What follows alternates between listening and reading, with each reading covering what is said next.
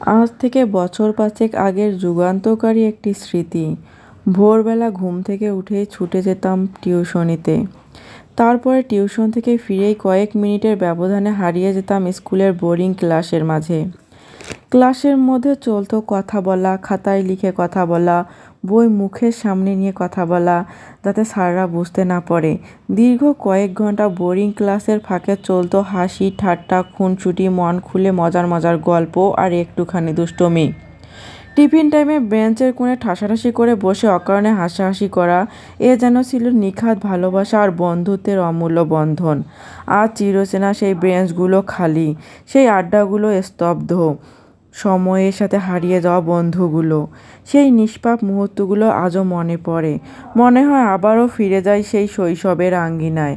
কিন্তু আমরা চাইলেও ফিরে যেতে পারবো না, আর আনন্দময় জীবনটাকেও উপভোগ করতে পারবো না।